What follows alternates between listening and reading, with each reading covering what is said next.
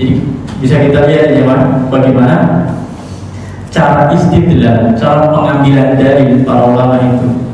Mereka tidak menutup hadis, tapi mereka berusaha untuk mengamalkan semua hadis yang itu merupakan sabit ataupun sahih dari Nabi Muhammad SAW. Jadi ketika misalnya kita punya pendapat, tapi kok ada hadis yang seperti ini, kita berusaha untuk menggabungkan antara pendapat itu jamaah. Ini namanya metode jamaah dalam ushul fikih al-jamaah. Jadi selama pendapat itu masih bisa digabungkan, maka jangan pernah membuang salah satu jamaah. Kalau memang masih bisa dikompromikan. Kalaupun misalnya sudah berusaha dikompromikan, digabung kok tidak bisa, maka berulang kemudian ada istilahnya tarjih jamaah. Jadi mengambil salah satu pendapat yang paling kuat. Itu pendapat atau proses yang paling akhir. Tapi proses yang paling awal disebut al-jam'. Ya, kita berusaha untuk mengkompromikan, menggabungkan antara dalil-dalil yang ada. Mereka memperbolehkan sujud meskipun dalam sholat karena Nabi pernah melakukan itu. Berarti ada dalil dari sini. Kama qaddamna sebagaimana yang pernah kami kemukakan. Ini pernah dibahas di 2 bab sebelumnya. Wa in qara'a habis sholat lam yasjud, tapi kata beliau kalau membacanya di dalam sholat lam yasjud, orang ini tidak boleh untuk apa? Sujud. Ingat ya, tadi kita bagi jadi 2, di luar sholat dan di dalam sholat. Kalau di luar sholat boleh sujud, tapi kalau di dalam sholat lam yasjud, tidak diperkenankan untuk sujud. Fa in sajada wa huwa jahilun aw nasin lam tabtul sholatuhu. Kalau dia ternyata pas lagi sholat kok dia auto keluar jamaah, tiba-tiba apa? Sujud karena nggak tahu atau lupa, lam tabtul sholatuhu, maka dia nggak batal sholatnya. Itu ya, caranya mulai lupa atau nggak tahu. Walakin yasjudu lisahwi, tapi dia kemudian apa sebelum salat sujud sahwi, sujud sahwi, karena dia seakan-akan menambah apa dalam sholatnya, menambah gerakan dalam sholatnya. Tapi syaratnya tadi Pak, dia lupa atau tidak tahu. Terus bagaimana dengan yang tahu? Wa in kana aliman, seandainya orang yang melakukan itu di dalam sholatnya, dia berpendapat bahwasanya ini bukan sujud tilawah yang dalam surat Shad, tapi dia tetap juga sujud. Jadi dia apa ya? Menyelesaikan pendapatnya sendiri. Wa in kana aliman, kalau ini orang yang tahu, fas-shahih, maka pendapat yang sahih. Istilah ini mengisyaratkan berarti ada perbedaan pendapat jamaah. Fas-shahih, maka yang benar annahu tabtul sholatuhu, sholatnya apa? Batal atau tidak? Batal, sholatnya batal. Ini bagi orang yang berpendapat ikutin pendapat Imam Syafi'i. Kalau dia ini kita bahasanya di dalam sholat ya Pak ya. Kalau di luar sholat tadi clear ya, nggak membatalkan, karena itu di luar sholat nggak ada kaitan dengan sah atau tidaknya. Bahasan kita sekarang adalah kalau sedang dalam sholat. Ya, tiba-tiba ketika membaca surat Shad, entah itu misalnya dia pernah mendapatkan informasi tapi dia lupa, oh ini bukan ayat sajdah. Ya tiba-tiba dia sujud ya Pak. Karena apa? Lupa atau tidak tahu. Kalau lupa atau tidak tahu, maka sholatnya tetap sah, meskipun nanti ditambah dengan sujud sahwi. Tidak ada masalah. Kalau tidak sujud sahwi tidak ada masalah, tetap sah sholatnya. Karena sujud sahwi sendiri hukumnya apa ya Pak? Sunnah.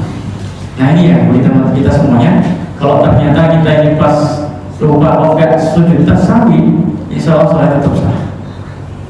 Insya Allah tetap sah gitu ya. Nah kita lanjutkan lagi. Nah bagi orang yang tahu, sekarang kita sudah selesai tadi. Bagi orang yang tadi nggak tahu sama lupa, sekarang ini orangnya tahu bahwasanya ini bukan ayat sajdah, tapi tetap dia apa? Sujud.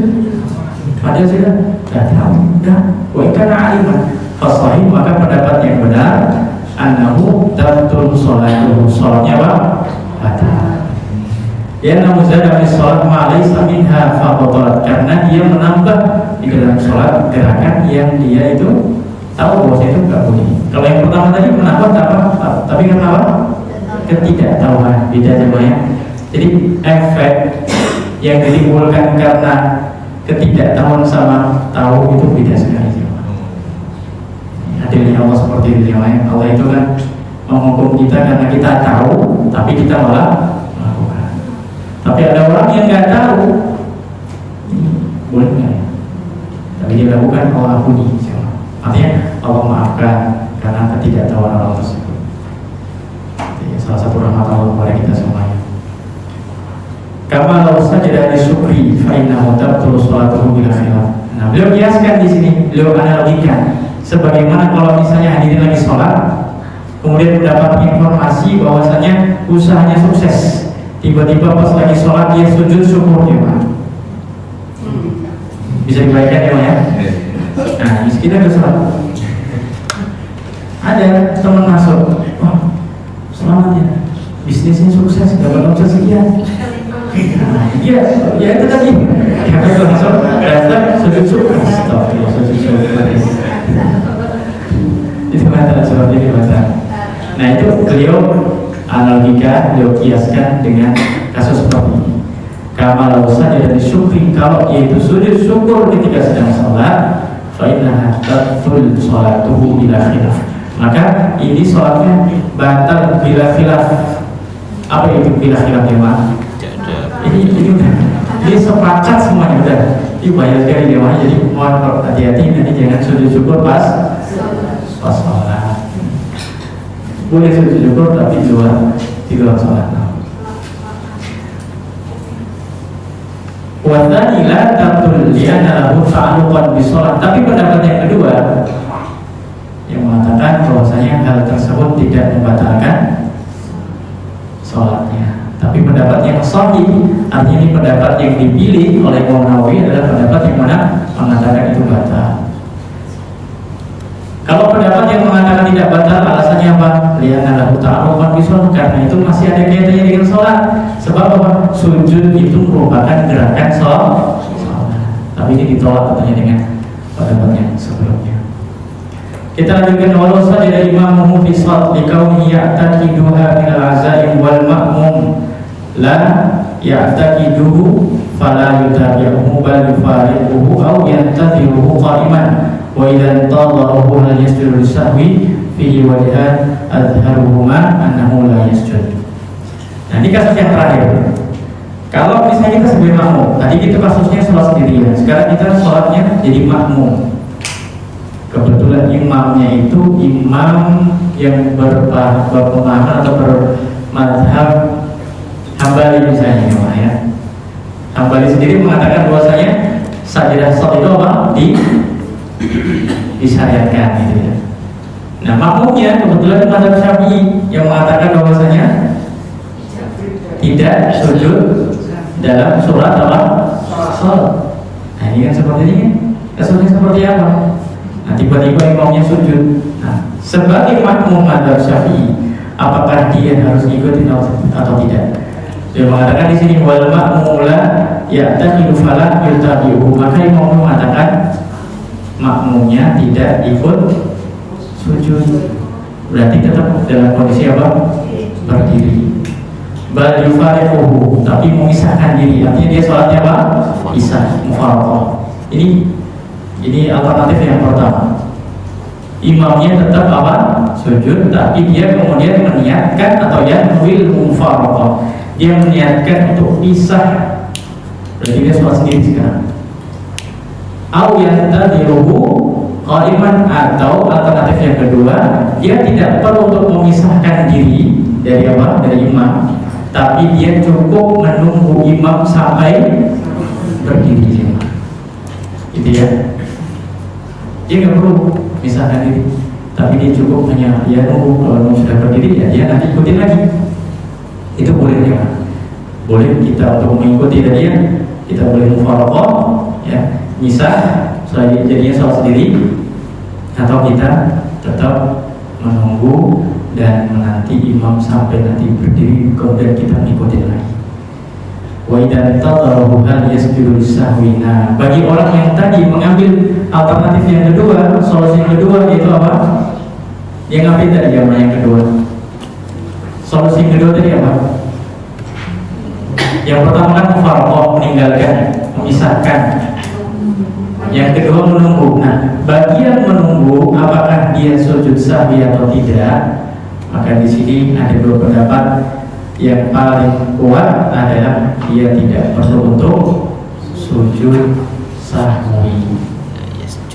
Tidak perlu sujud sahwi lagi ya. Jadi kalau misalnya kita sedang menjadi makmum, kemudian imamnya itu sujud tilawah.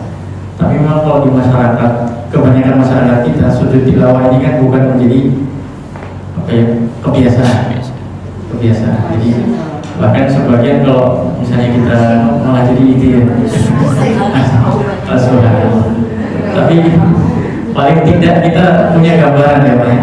Paling tidak kita punya gambaran, oh ternyata bahasanya itu tidak sesepele dan sesingkat yang kita bayangkan. Yang penting cuma apa? Sujud. Dan itu panjang sekali bahasanya. Nah, kalau kayak gini, ini menjadi sebuah ya, ilmu baru bagi kita semuanya, dan semakin meyakinkan, oh ternyata kita ini selama ini ya gak tahu apa-apa ini. Kita dibantu oleh para ulama kita ini untuk ya meringkas dari buku-buku yang tebal, kemudian kita bisa membaca dengan sangat-sangat mudah sekali ini.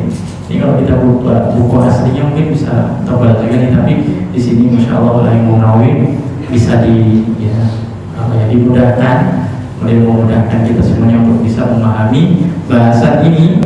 Meskipun ini bahasa tentang adab, tapi beliau tetap mengemasnya dengan cara ya, nafas beliau dalam fikih ini memang cukup panjang. Makanya beliau membahasnya juga dengan nafas beliau sebagai seorang fatih ahli fikih, dan bukan hanya sebagai ahli fikih, tapi beliau juga disebut sebagai mujtahid, orang yang memang mumpuni dalam memberikan sebuah kesimpulan hukum. Alhamdulillah itu ya, ini bahasan yang saya rasa praktiknya di masyarakat mungkin jarang ya. Sebagai masyarakat alhamdulillah ada juga yang mempraktekkan, meskipun nanti juga ada instruksi sebelumnya. Nanti kita insya Allah akan sujud tilawah dan sebagainya seperti itu ya Pak. Sebelumnya memang sebaiknya dia Pak diumumkan.